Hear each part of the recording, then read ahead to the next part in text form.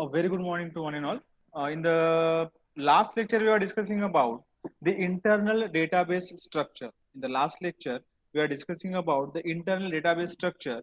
So one by one, we are discussing about the internal database structure like table, columns, constant data types, partitions, subpartitions, user and schemas, indexes, clusters, and hash clusters, view, sequence, procedure, functions, synonyms, privileges and roles, database links, segments, extent and blocks, rollback segments, snapshot, and materialize view.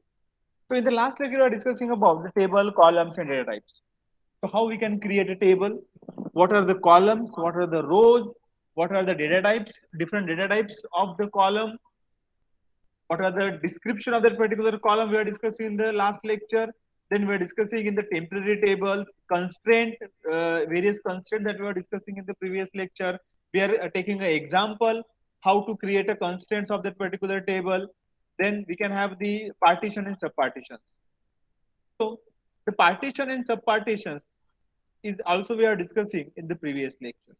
Now today we are going to start the user and schemas.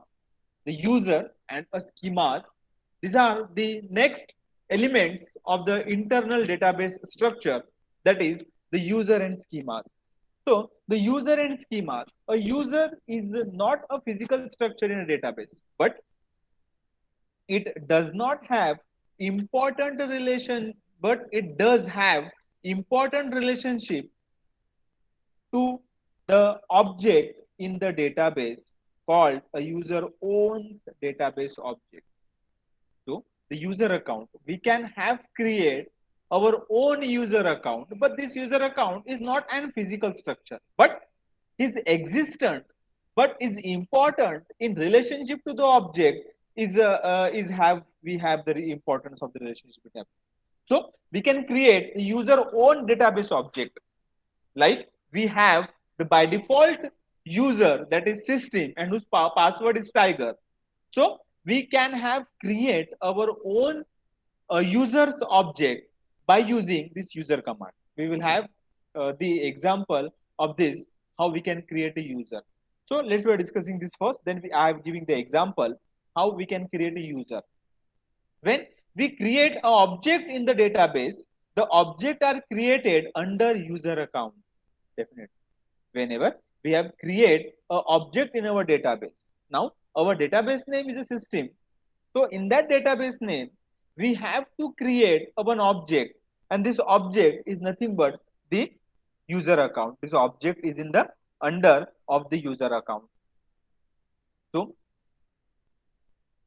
the user or the system's own view that access this data dictionary table for use by the rest of the users in the database. Like we have the system's user in our database. So this system's user owns the view to access the database, to access the data dictionaries tables, and the rest of all used by in the database. So the system is the user's account that we have created while we installed in a software. We can customize each user account to use a specific table space as its default table space. Whenever we have creating customized user account, this customized user account is used to specify table space as its default table space. Yes, definitely. We have to create or we have to customize our table space, and that table space is a default table space for my user account. So when we can tie database account to operating system account, allowing user to access the database from the operating system without having an entire password for both the operating system and the database. Whenever we have to create a database user account, this user account that we tie with our operating system account. So whenever we have to access the database from the operating system account having the user ID, so without entering a password, we have to access both the accounts, our operating system accounts also and our database accounts also. then there is no need to give the password, there is no need to enter a password, while we can tie our database user account into our operating system account. Are you getting? So this is about the user. The next one is the schema. What is schema? The schema, the set of objects owned by the user account, is called the user schema. The schema is nothing but what? The overall structure of my database. The schema is what? The overall structure of my database. So definitely, if we can create a user, and that user, if we are performing an operation like creating a table, modifying a table, insert into a data into a table, so these all creations that we have made, that is nothing but what? My schema. So the set of object owned by a user account is called the user schema. Okay, so we can create a user who do not have the ability to log into the database. So we have create the user and whose ability is to log it into a database. Such user accounts provide a schema that can be used to hold a set of database objects separate from the user schema.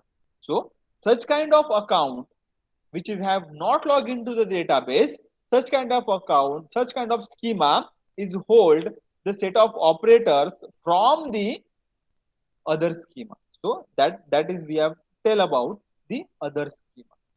So this is about the user end schema. Now I'm going to show you how we can create the user, the different user, by giving the command. So now I'm going to stop the sharing screen, and I'm going to share you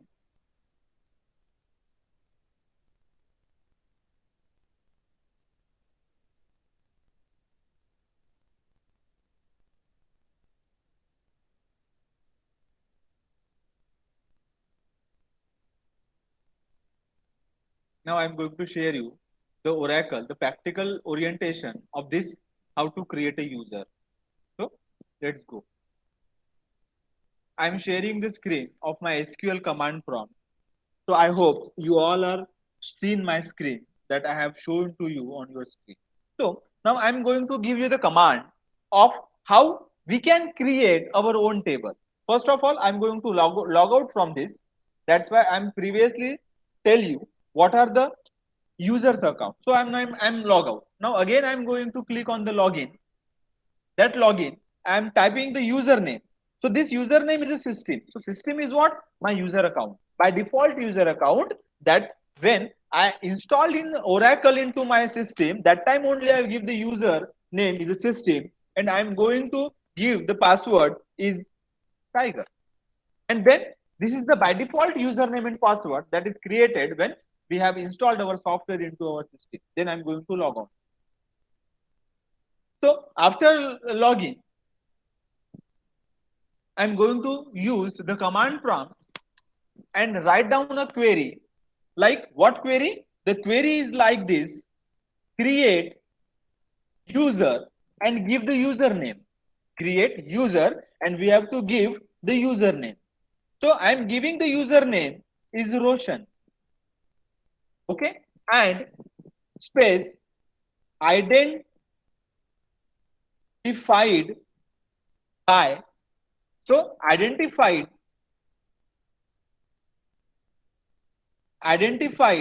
by, we can have the password. So the password may be like anything. The password may be like anything. So I'm giving the password 1, 2, 3, 4, 5. Okay. So here I'm going to create a user account whose name is Roshan and identified by, I'm giving the password that is 1, 2, 3, 4, 5. So then I'm going to run this query.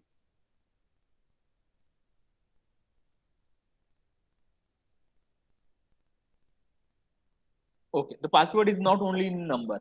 So I am going to give the Roshan underscore 123. Okay, I'm giving the password Roshan underscore 123. Then I'm going to run it. Yes, yes.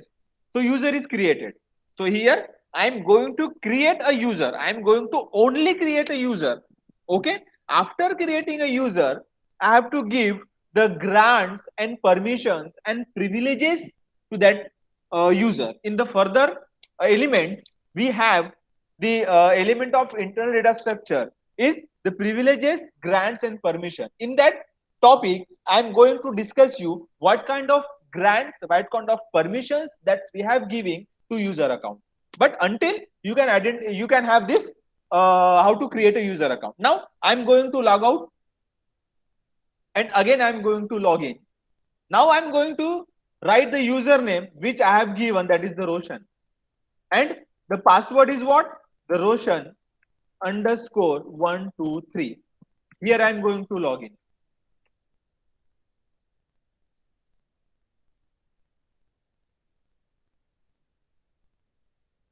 Okay, so here it is. Now I am going to log in. Look at here, my user name is Roshan. So I am going to log in my Roshan account. Have you seen it? I am going to log in my Roshan account, not in my system account. So here I am going to create a new user. Here I am going to create a new user. Now whatever the operations that I have performed in this account, so that is my schema. That is what? That is my schema. So here I am going to type a command. What type of command? Create table whose name is student. Okay, student. And then I'm going to give the values, that is stud underscore id, whose the data type is number, whose data type is number, and whose value is 10. Then the stud name, whose data type is varchar 2 and whose length is 20. I'm going to access this only the two values, and I'm going to run this. When I'm going to run this, it gives me here the message. Look at the message that insufficient privileges. Look at the message. Look at the error. What? Insufficient privileges. When I'm going to create this user account, I'm not giving any kind of grant, any kind of permission, any kind of privileges. That is why the reason this error is occurred. Insufficient privileges. So when I'm going to create a new user, it's the user's responsibility to grant, to give to the permissions of that particular account. Then only I'm going to performing the operations in that particular user account, like creating a table, inserting a data, modifying a table. Until and unless if I am not giving any kind of grant, any kind of permission to that particular account, so I am not going to perform any operation, any queries into that account. That is clear?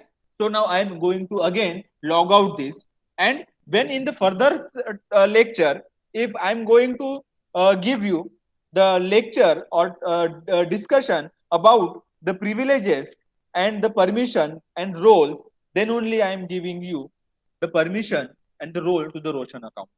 Okay, until I'm going to log out here and the stop sharing my screen, and again we are going back to our presentation PPT.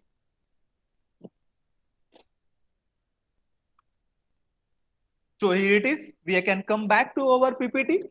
I'm going to show you how we can create our user account and what is my schema. But until and unless I am not giving any kind of grants, any kind of permission to that user account, until and unless I am not performing any operation in that particular user account.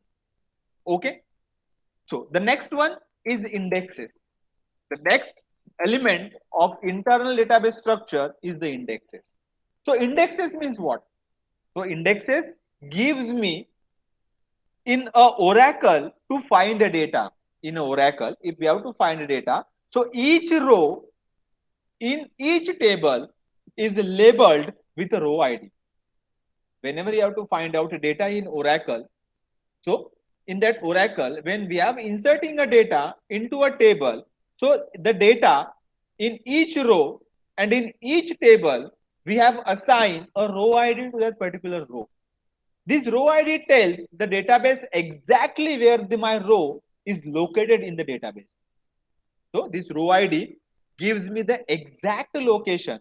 This row ID gives me the exact location where I have stored the data, or I have stored this row in which location, in which file, and which row within which block.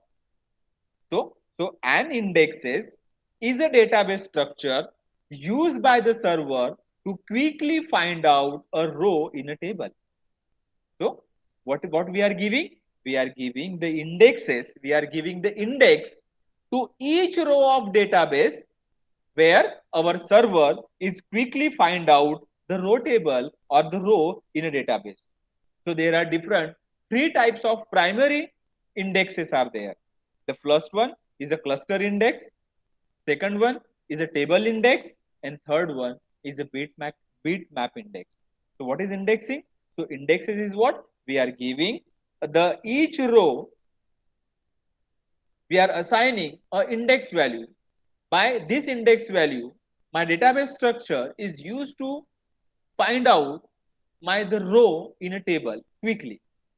So according to this, there have three different types of indexes. Which are they? They are cluster index, they are table index, and they are bitmap index. Now what is cluster index? So the cluster index is what? The cluster index store the cluster key value in a cluster for further detail on the cluster. So in the next topic, we are discussing about the cluster, hash cluster. Then only we have give the detail about how this cluster index is store the cluster key value into a table. The next one, a table index. The table index store the value of a table's rows along with a physical location where the row is located. That is the row ID. So in the table index, so in the each table index and the each row, we have assigned a row ID. From that row ID, we have to find out the values of a table. We have to find out the data in a table by assigning the table indexes. So each table is we are giving the row ID. The next one is a bitmap index. So the bitmap index is a special type of table index designed to support queries of large table with columns that have few distinct values. So what is the bitmap index? So bitmap index is one of the table indexes also is there, but for a large number of table, if we are fire a query to a large table, so within a large table, we have to get some column value, what in the few distinct values, then only we are using this bitmap indexes. So bitmap indexes is what? So bitmap indexes is nothing but to access the large table. In this large table, if we have to access the different column value, then only we are using this bitmap index in our row ID. So each index consists of a key value and a row ID. Yes, definitely. So each index entry consists of key value and row ID. What is the key value?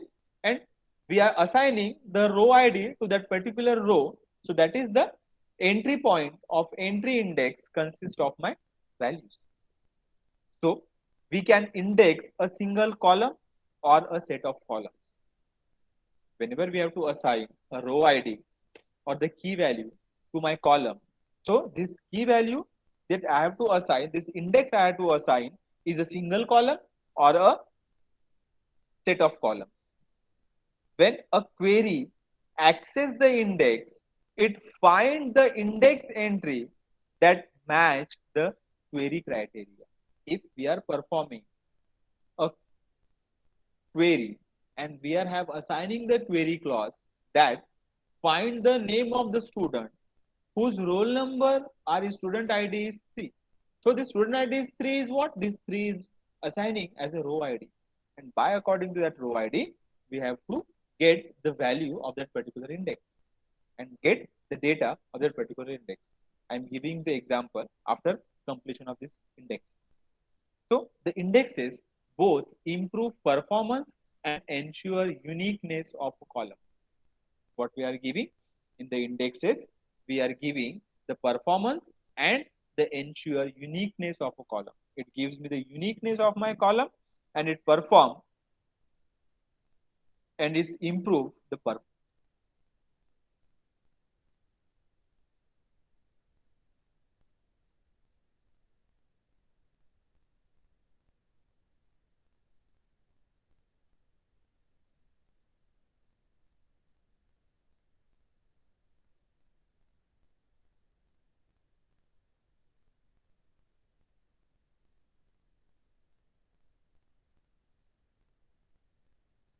Hello.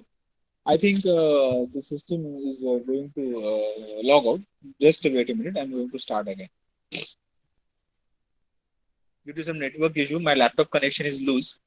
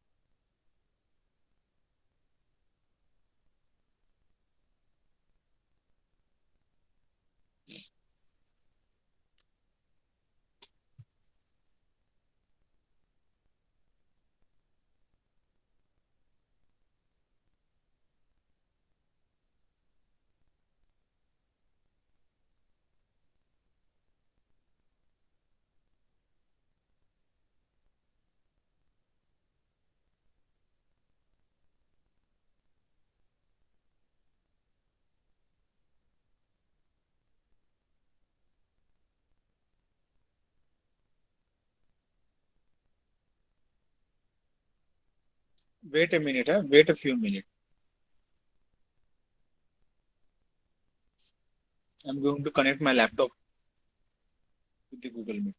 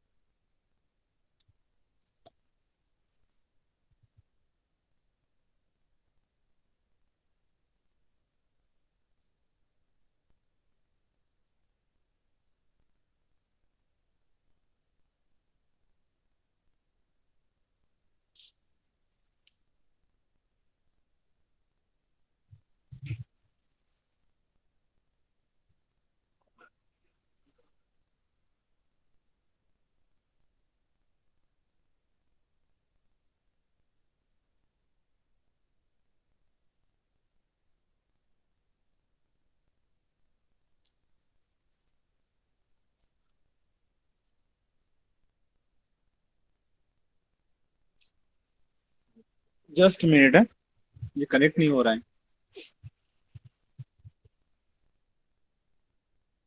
I think net issue is there.